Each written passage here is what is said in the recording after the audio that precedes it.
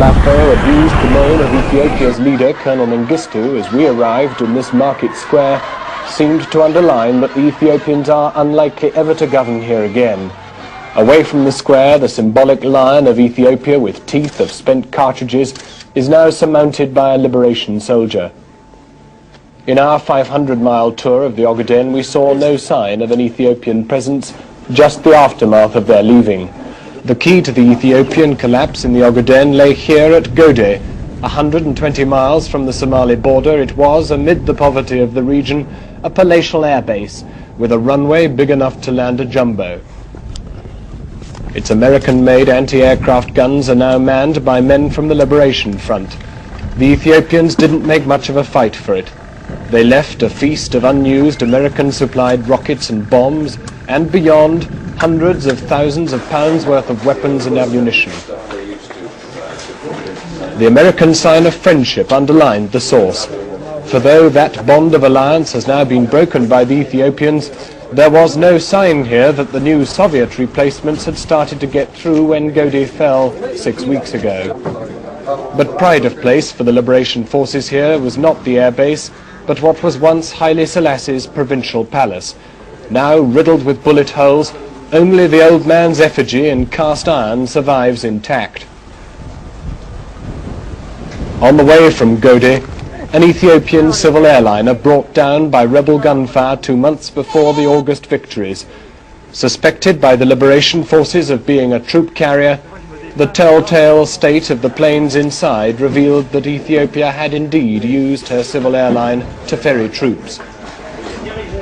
Between each garrison town there are virtually no roads. There is in fact little sign of Ethiopian investment beyond the vast military expenditure that was needed to maintain their hold on the Ogaden.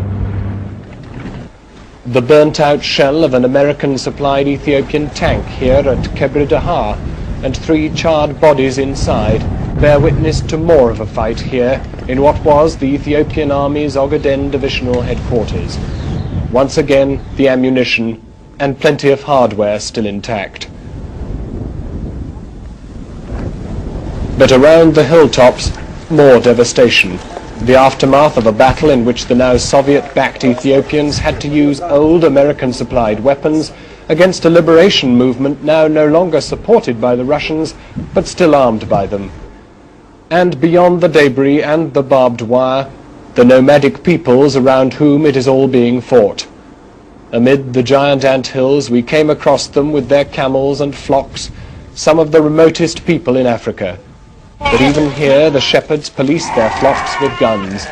Even here they know about the war and feel about it too. For when I asked who they would prefer to govern their country, it was Somalia, and once more the almost inevitable down with Mengistu.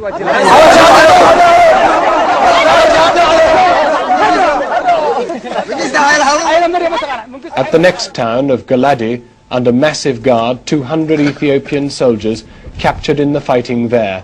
Unhappy, disillusioned faces. There were many who, when they joined the army in Addis Ababa, can have had little idea that this would be how it would end. For thousands of their colleagues have now died, or like them been captured in Ethiopia's wars, both here and in Eritrea to the north. Around the cooking cauldrons, a handful of Ethiopia's peasant militia, the 300,000 force of villagers raised in a desperate bid to reverse the war's trend. It is to the north of here that the running battle is now being fought. All accounts we heard were of the bloodiest fighting, with appalling casualties and devastation. And now the Ethiopian offensive, designed with Vietnam-style airlifts of Soviet weaponry to win back at least some of the ground lost to the Somalis. This was as far as we were allowed to go, so that the precise position at the front is far from clear. But whatever the picture at the front, it does seem that in the Ogaden itself, the Somalis are here to stay. And what that does to Russian designs in the Horn of Africa is unclear. What is certain is that so long as the fighting continues in this strategic corner of Africa, this must remain one of the world's potential flashpoints.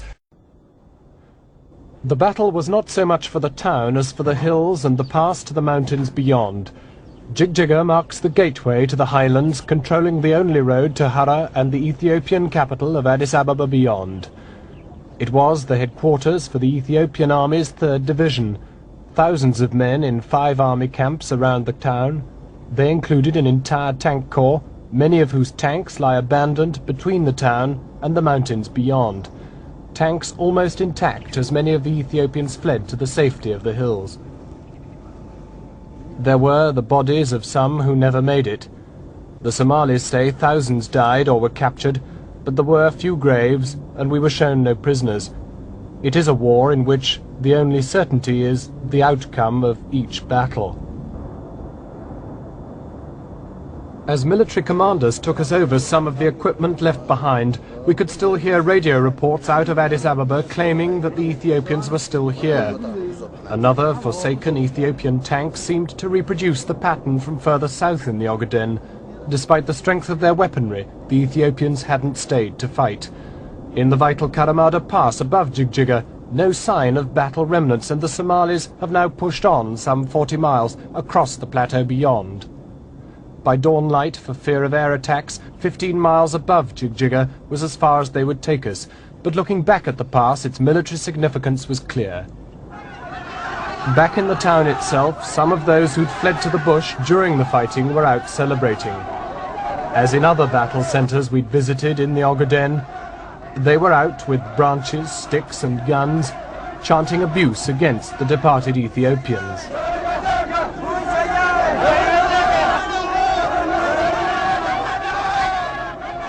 It was the British who'd finally handed the town to the Ethiopians in 1948, and though in a British survey 15 years ago these people had voted not to remain under Ethiopia, the international community couldn't agree what to do about it.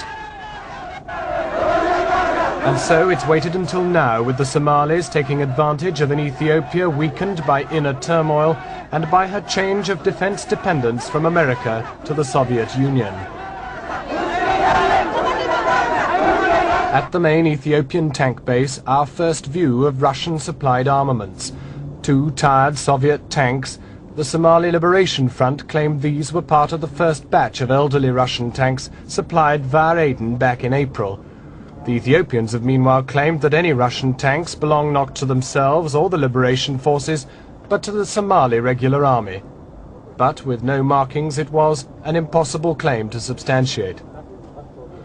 All across the base there were ammunition dumps like this one, piled high with mainly American-supplied rockets, shells and mortars, and once more for the first time we saw alongside Soviet ammunition, an additional sign that perhaps by now Soviet equipment is at last getting through to the Ethiopian front line.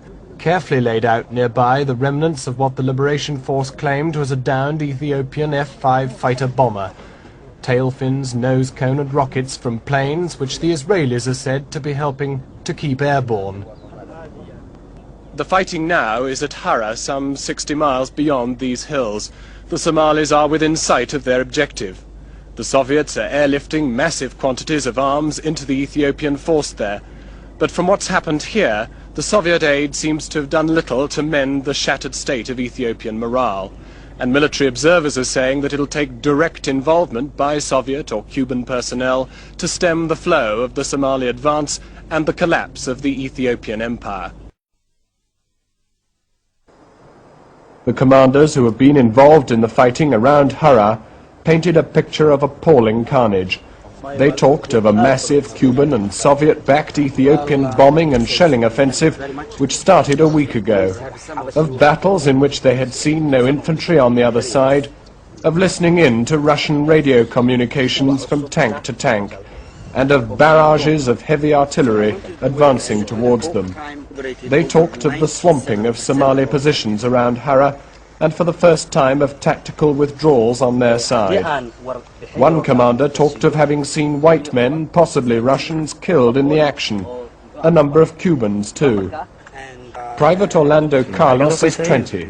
He was captured when his 7-man Cuban unit came under Somali attack. He appears to have been the only one to have survived. Talking to him, he appeared far more concerned about what his masters in Havana might think of him than what the Liberation Forces might do to him. Alone under heavy guard, ready to return to his prison, he was at least living proof that Cubans are actively involved in fighting Ethiopia's war. The Somalis see his presence as a sharp reminder of the level of the Soviet and Cuban commitment to return the Ogaden to the Ethiopians. If they succeed, they stand to win rich strategic rewards in the Horn of Africa.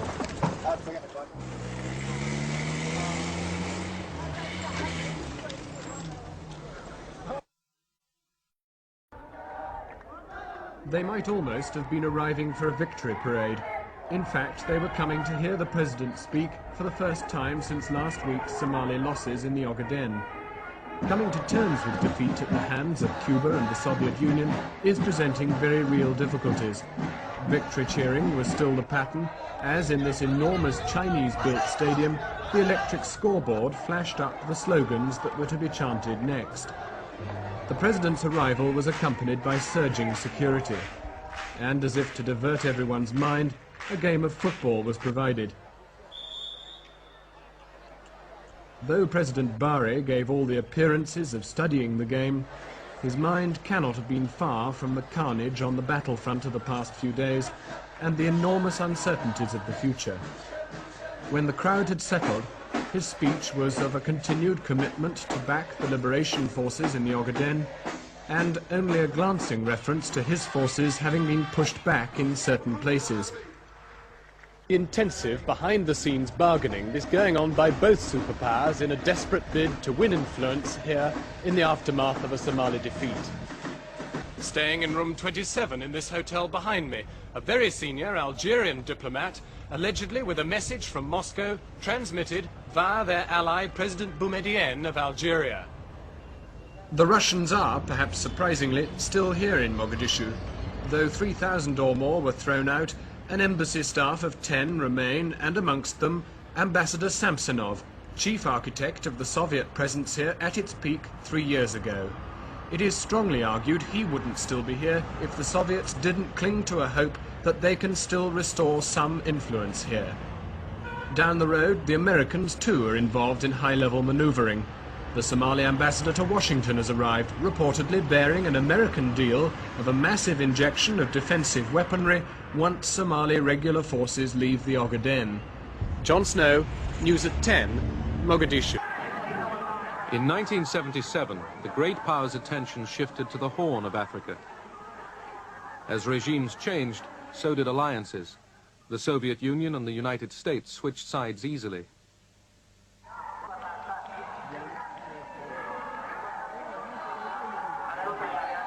In Ethiopia, the emperor had been ousted and replaced by Marxists.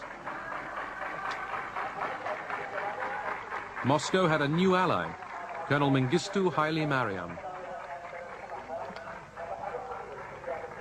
የወታደሩን አሸናፊነትና ኃያልነት ሜይዴይ በብሔራዊ ደረጃ እንዲከበር ጥር 2 ቀን When the Soviets moved into Ethiopia to assist the communist dictator there, Haile Mariam Mengistu, I thought that this was a threat to the stability of Africa. The Soviets at that time were proclaiming over and over again that the scales of history were tipping in the favor of the Soviet Union. The Soviet Union would outstrip us in economic performance. The Soviet Union was getting a strategic edge. The Soviet Union was riding the crest of the so-called national liberation struggles. The new regime in Ethiopia turned against America.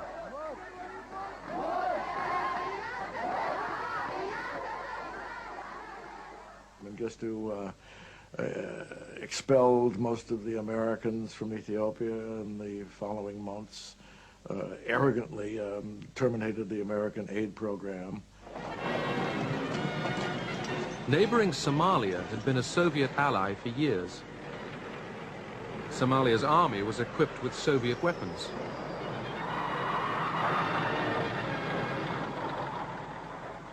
But now that Moscow was also linked with Ethiopia, the Somalis considered turning to Washington. They had very little chance of getting American full support. But they knew that if they tried to present themselves as anti-Soviet, they would improve their chances. The Somalis turned against the advice of their Soviet ally and prepared for war with Ethiopia. But President Carter turned down their appeal for American arms. I thought that Somalia should not be permitted to succeed in trying to take Ethiopian territory, and I refused to give the Somali government any weapons. Nevertheless, in July 1977, the Somalis seized large tracts of the Ogaden Desert. The Soviets tried to stop the advance through diplomacy. Gromyko suggested joint mediation with the Americans. But Brzezinski rejected that, saying it would have legitimized the Soviet presence in the Horn of Africa.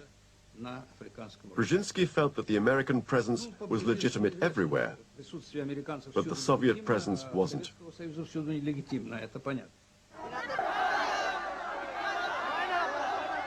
Anti-Soviet demonstrations in Somalia greeted the government's decision to send the Russian advisors and their families back to Moscow. All Soviet support was now switched to Ethiopia.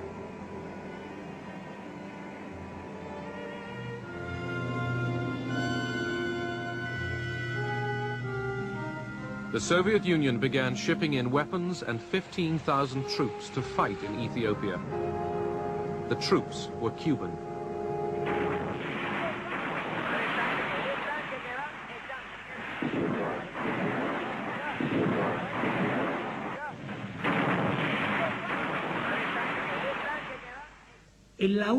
It was the only operation we conducted in full agreement with the Soviets. No such cooperation took place even in Latin America. Quite the opposite.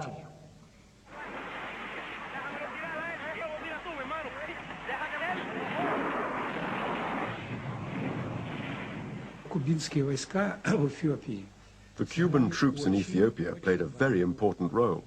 The Ethiopians couldn't have provided the military organization to destroy the Somali troops in such a short period of time, even with our help.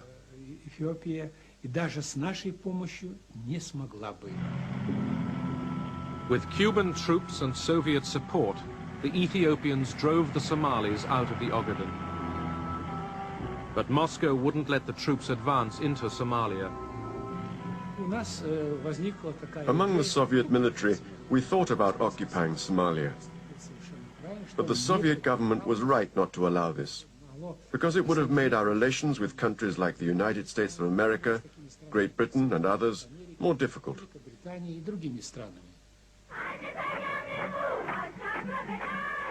Mengistu Haile Mariam basked in glory.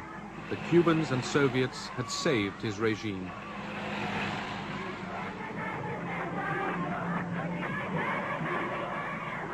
In Washington, some saw the victory as proof that the Soviets were abusing détente.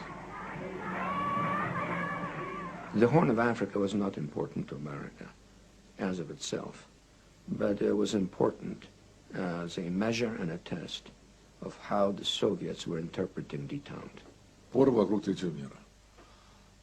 Quarrels about the Third World were getting blown out of all proportion. These disputes about Africa, Angola, Ethiopia and Somalia. None of them were worth it. 20 years later, no one even remembers who was doing what.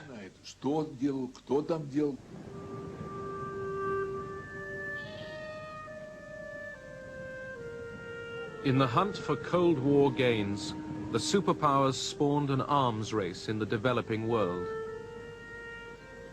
Their solemn promises of restraint were blown to the winds.